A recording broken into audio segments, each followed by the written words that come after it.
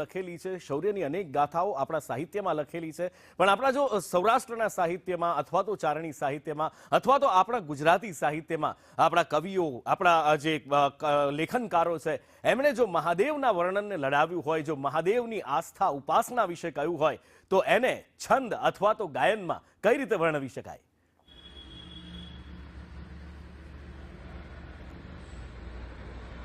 મહાદેવની ઉપાસના કયા સમયમાં નથી થઈ? રાવણ જેવો રાવણ છે એ પણ શિવ તાંડવ લખે છે. જટાટવી ગલત જલમ પ્રભાગ પાવિતસ્તલે ગલે વિલંબ વિલંબિતા ભોજન ગતમ ગમાલિકમ ડમટ ડમટ ડમટ ડમન નિનાદ ભટ ડમટ વિજમ ચકાર ચંડ તાંડવમ તનોતુના શિવ શિવમ જટાકટાક સભ્રમ બ્રહ્મ મનિલ પનિર્સરી વિલોલવી ચિવલ્લરી વિરાજમાન મૂર્ધની ધગત ધગત ધગતવલમ લલાટ પટ્ટ પાવકે કિશોર ચંદ્રશેખરમ રતિ પ્રતિક્ષણમ મમમ ધરા ધરેન્દ્ર નંદિની અને વિલાસ બંધુ બંધુ રસ વરક દિગંત સંતતિ પ્રમોદ માન માન સૈ કૃપા કટાક્ષ ધૌરણી નિરુદ્ધ દુઃખ ધરા પ્રતિક વચિત દિગંબરે મનો વિનોદ મેતુ મસ્તુની. આ તો રાવણનું લખેલું છે, પણ આપણે જયારે ગુજરાતમાં વડાપ્રધાન શ્રી આવ્યા છે અને સોમનાથ મહાદેવની વાત છે અને ચારણ તરીકે હું બેઠો છું, ત્યારે હું તમને કહું કે ચારણી છંદોની અંદર, ચારણી સાહિત્યના છંદોની અંદર ભગવાન શિવને એવા લડાવવામાં આવ્યા છે કે ભગવાન શિવ તો મારા તમારા ઉપર તો કૃપા કરે, પણ ભૂત ઉપર પણ કૃપા કરે. અને જયારે તાંડવ કરે ત્યારે ભગવાન શિવ તો નાચે, પણ ભેગા ભૂત પણ નાચે. અમારા ભગત બાપુ કવિ શ્રી દુલાવાયા કાગ લખે છે કે બાપ કે ગણ ભૂત ભયંકર ભૂતાળનાથ જધંકર તે નખતે બણકે તળયમ બણબા દજપં કનકા જત જંગન પામ કતે ડમરૂચ ડડંકન બાહ જડંકન શંકર તે કૈલાસ સરે પરમેશ્વર મોદ ધરી પશુપાલન કામ પ્રજાલન નાચ કરે જે કામ પ્રજાલન નાચ કરે.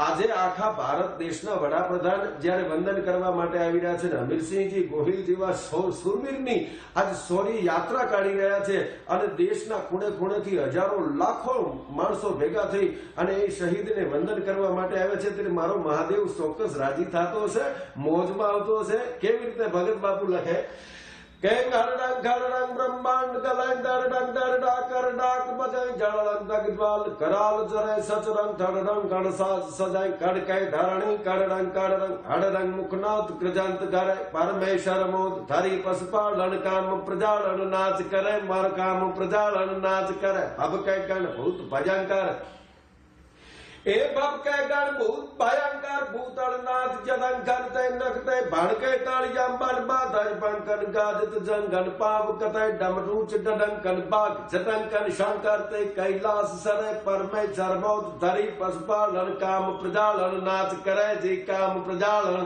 नाच करें घरडंग घरडंग ब्रह्मांड गलाइन दरडंग दरडा करडाक बजाइन जड़लंग भगज्वाल कराल जरे सचरंग धड़रंग गणसा सजाइन करके धरणी करडंग करडंग हड़रंग मुखनाथ कृदंत करे परमेश्वर मोद धरी पशुपालन काम प्रजालन અને હદતાળ મૃદંગ હો કટ જાકટ ધાકટ ધીકટ નાથ ધરમ દ્રહુદ્રા દિકટ વિકટ. હમણાં આપણે ટીવીમાં જોયું છે કે ઋષિ કુમારો હાથમાં ડમરું લઈને ફરે છે અને ભગવાન શિવ તાંડવ કરે. ભગત બાપુ લાગે કેવા? ભગત બાપુ કે છે ભગવાન શિવ લાગે કેવા કે હદતાળ મૃદંગ હો કટ જાકટ ધાકટ ધીકટ નાથ ધરમ દ્રહુદ્રા દિકટ વિકટ દોકટ ફટ ફરંગટ ફેર ફરે દદલે નક ધોમ ધાકટ ધીકટ ગેંકટ કોર કૃતાળ ધરે પરમેશ્વર મોદ ધરી પશુપાલન એ મારો કામ પ્રજાલન નાચ કરે.